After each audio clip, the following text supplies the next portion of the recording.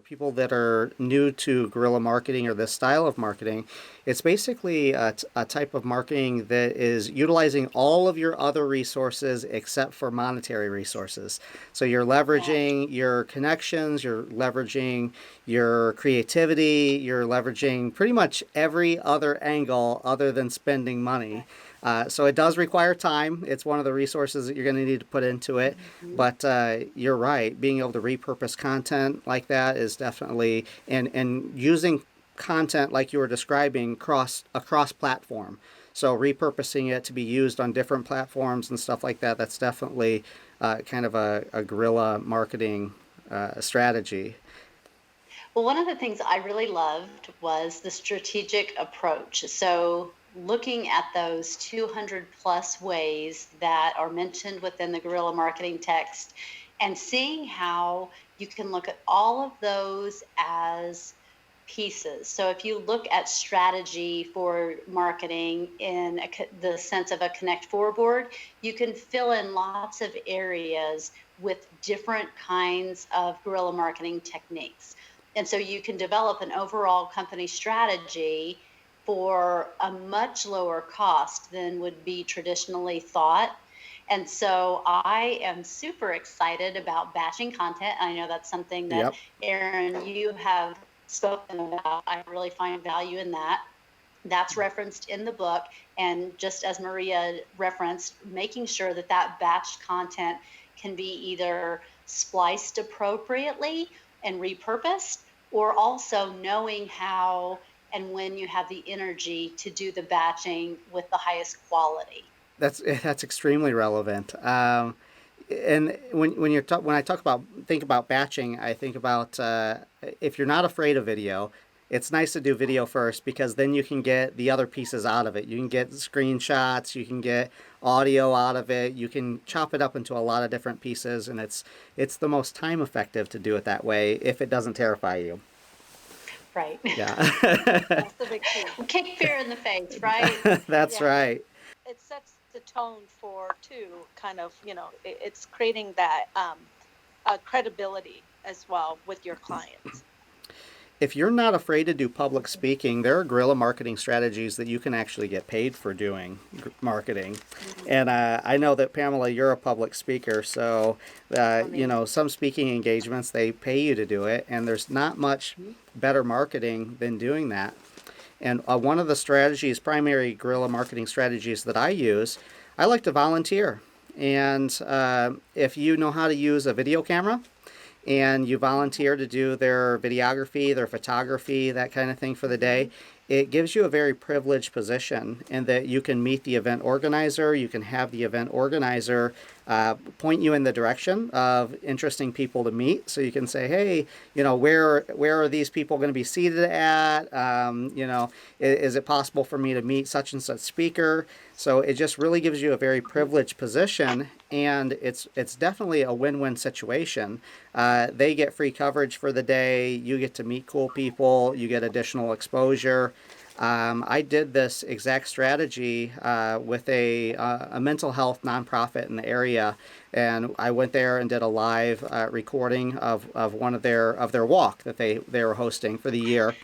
And because of that, Yes. the one of the speakers, she saw me doing the recording, and obviously I have this big beard. She recognized me later when I went up to say hello, and we ended up collaborating. And she is an amazing person as well. She's a fantastic marketer, and she carries around these little cards, and they're little stickers, and the stickers say "You are beautiful," and she'll give these stickers to people. But again, it's a fantastic guerrilla marketing method. And I called her this morning, and I was gonna ask permission to use her name, and I haven't heard back from her. But when I got her voicemail, she says in her voice message that if you haven't heard this today, I want you to know that you are beautiful. And I thought, oh, this is perfect. It's on brand with everything that she does.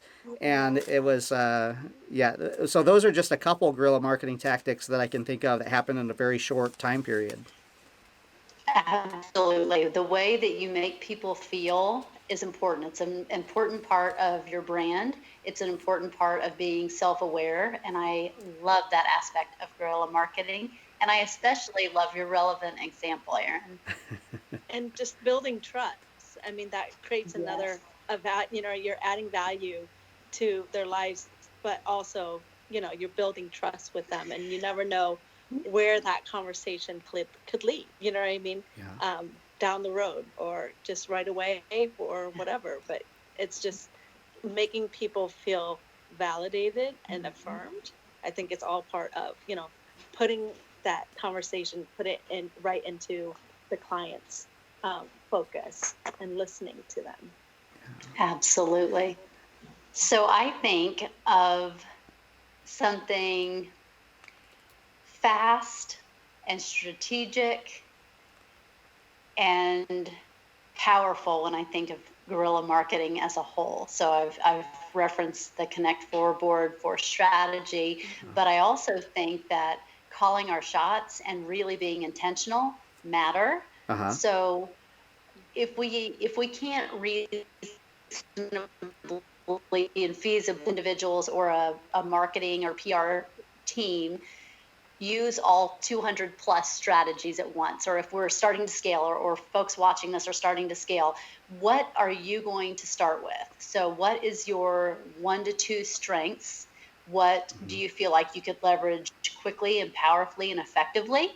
Yes. And then we also should always leave that space to try new things. And I love that this book in particular invites creativity and to try things and see how they work out, to do A B testing, which is so important in marketing, and to really develop that strategy to be strategic as a guerrilla marketer.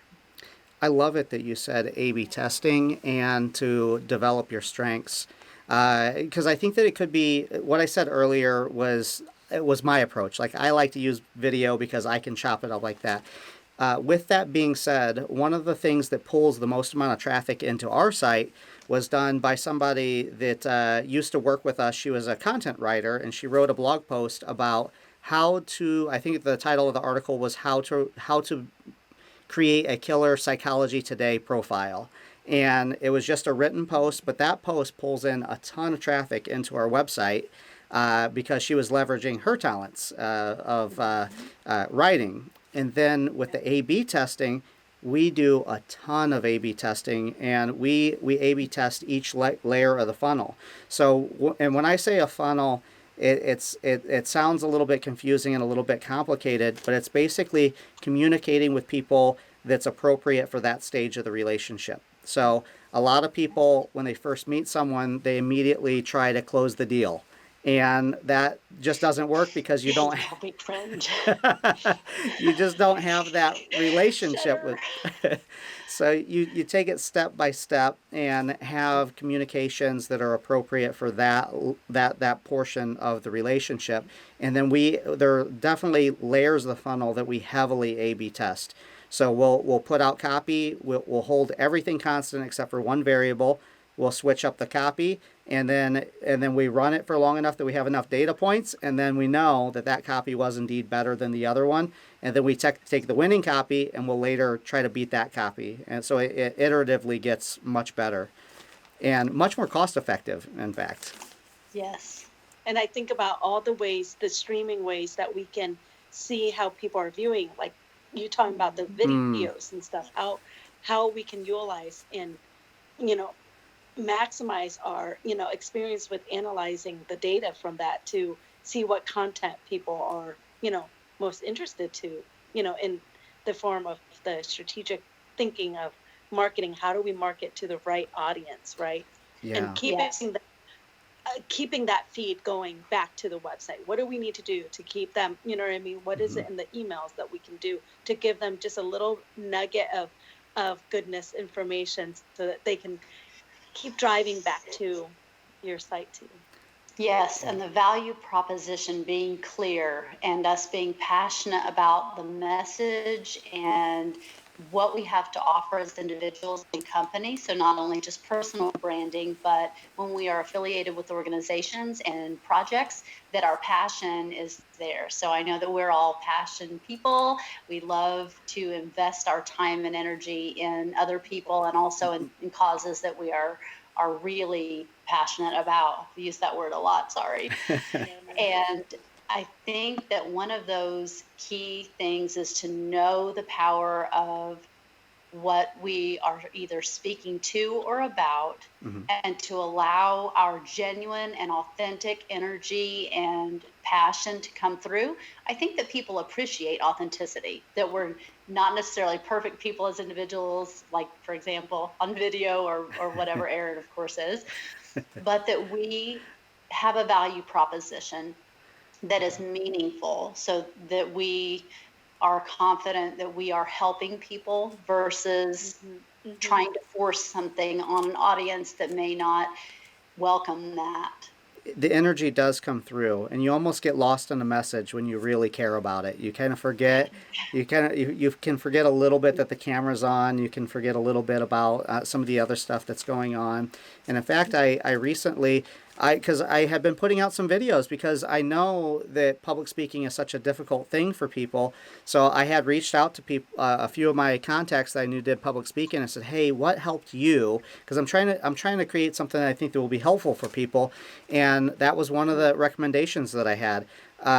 Forget about you, forget about the everything else. Focus on how you can deliver this as effectively as possible for the people that you're trying to help. Focus on that, and some of the rest of it will melt away for you, and you'll just focus on doing a good job. Field goal. That is. What a beautiful wrap up on that.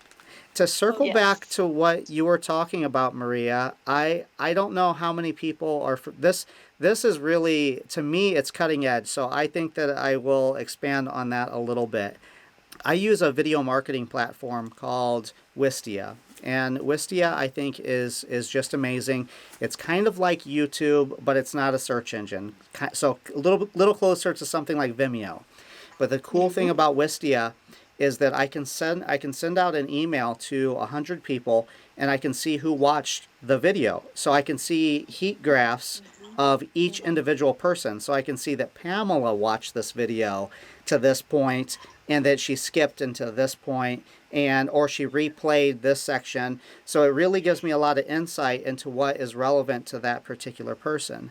Now, where this gets into guerrilla marketing, because it's going cross-platform and cross-company, if say Pamela was hosting an event and I was part of this event, I could tell Pamela, I could say, hey, I want to make you a video to help you promote the event that you're doing, and I'm going to give you this code. So, and what this code is going to allow me to do is to see what components of that video are hitting, and then that way we can make the event better.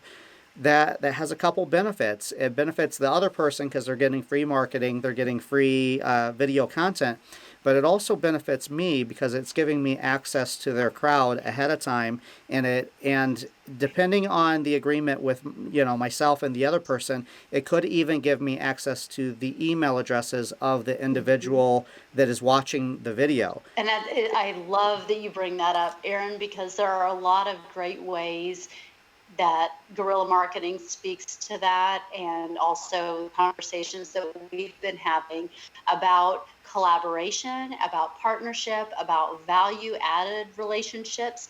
And for example, if you are attending a conference and you are doing a collaboration, it is so helpful to know who is in your audience, to even have that notice in advance to provide materials that those folks may find helpful. If you're a gorilla and you're going to a conference, the person that is going to be the speaker, they're going to be a mini celebrity after they're done speaking. Everyone's going to go up, they're going to want to talk to them. So if you do your homework, you can find out who that person is, and by volunteering, if you know the event organizer, they can point out the celebrity before they're a celebrity, and you can go up and introduce yourself and get a lot more of their direct one-on-one attention, as opposed to after they get done speaking when everyone flocks them and it's really hard to stand out in the crowd of a lot of people. You could even make advance lunch dates Yep. and coffee dates, Mm-hmm. just even to really develop authentic relationships with people that you are interested in getting to know better or learning from or with. And I do love that aspect, especially. Oh yeah, we've done interviews right before speaking engagements. We've done interviews at airports. We've done interviews all over the place, wherever is convenient for the individual. That they have a little layover and we can make something happen. Then we hustle to make it happen. The trick is in the information. So the more that you know, the more creativity you can have, and the more ways you can churn these ideas up into something that's mutually beneficial and that gathers attention. This is all part of the pursuit to better. And by the way, the collaboration is a great guerrilla marketing effort. Not dissimilar to what we're doing right now. And pretty much every one of the collaborations that I do results in something positive. There's almost always a way that I end up working with that person in the future or doing something fun together. I appreciate you guys jumping on here. I appreciate you and Pamela so much. I look forward to connecting with you guys again. That sounds perfect. Thanks, Aaron. All Bye, right. Pamela. Okay. Thank you. Bye. Thank you. Happy guerrilla marketing. Happy guerrilla marketing.